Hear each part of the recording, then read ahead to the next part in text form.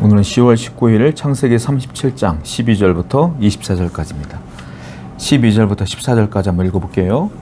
그의 형들이 세겜에 가서 아버지 양떼를 칠 때에 이스라엘이 요셉에게 이르되 네 형들이 세겜에서 양을 치지 아니하느냐 너를 그들에게 보내리라.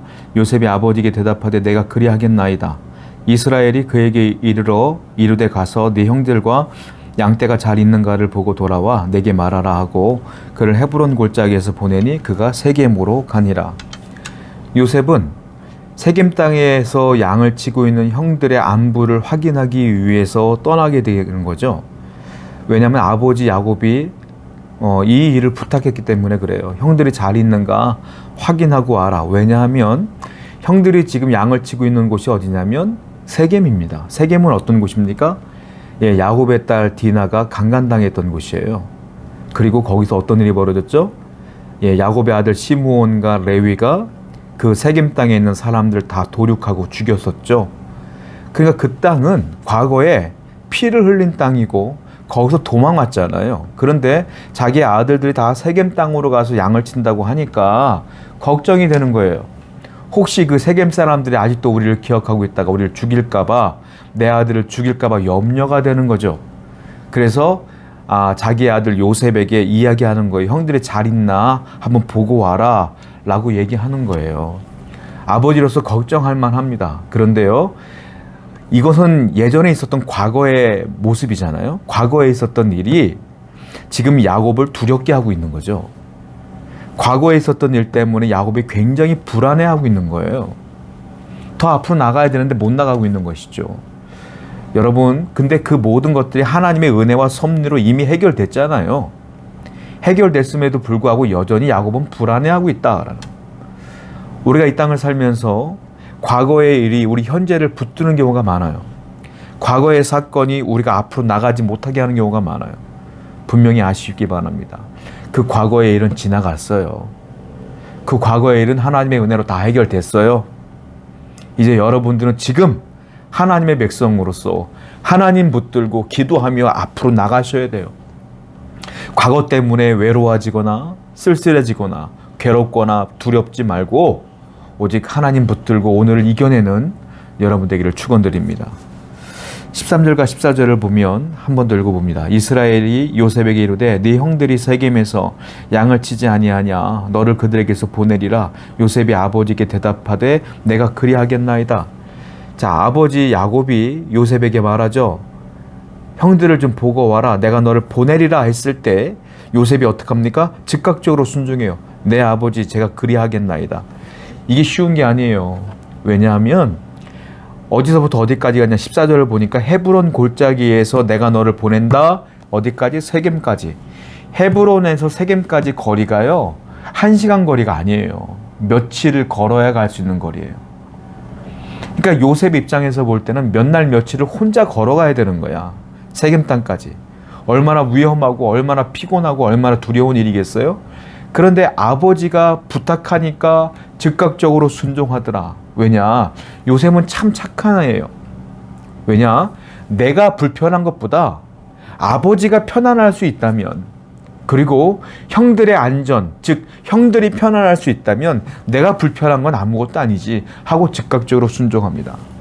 다른 사람을 더 좋게 여기고 다른 사람들의 이익을 더 좋게 여기는 사람이 누구냐? 요셉이었다. 요셉은 즉각적으로 순종합니다. 그리고 헤브론에서 세겜까지 가는 것을 보게 돼요. 여러분, 우리도 하나님 앞에 순종할 때 즉각적으로 순종해야 되지 않겠습니까? 하나님이 명령하시면 고민하지 말고 내 하나님 내가 그리하겠나이다 라고 했을 때 하나님이 요셉을 사랑한 것처럼 우리도 사랑하실 줄로 믿습니다. 15절부터 17절입니다. 어떤 사람이 그를 만난즉 그가 들에서 방황하는지라 그 사람이 그에게 물어 이르되 네가 무엇을 찾느냐? 그가 이르되 내가 내 형들을 찾아오니 청하건대 그들이 양치는 곳을 내게 가르쳐 주소서. 그 사람이 이르되 그들이 여기서 떠났느니라. 내가 그들의 말을 들으니 도단으로 가자 하더라.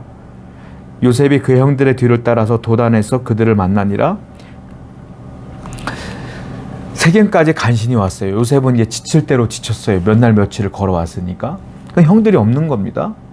근데 지나가는 사람을 만났어요. 혹시 여기서 양떼를 치는 사람들 못 봤습니까? 내가 봤다. 어디 간다고 얘기하는 건 못 들었어요? 그들 도단으로 간다고 하던데 라는 얘기를 했어요. 도단은 어디냐면 세겜에서 북쪽으로 훨씬 더 올라가야 돼요. 그러니까 도단으로 가면 집과 더 멀어지는 거예요. 요셉의 입장에서 볼 때는. 세겜까지 왔는데 없어. 더 가고 싶은 마음도 없죠. 사실은. 얼마나 힘들어요? 우리 같으면 이제 할 만큼 했어 하고 돌아갈 만도 한데 요셉은 돌아가지 않고 도단까지 또 올라가요. 요셉이 얼마나 성실한 자인가를 알 수가 있어요.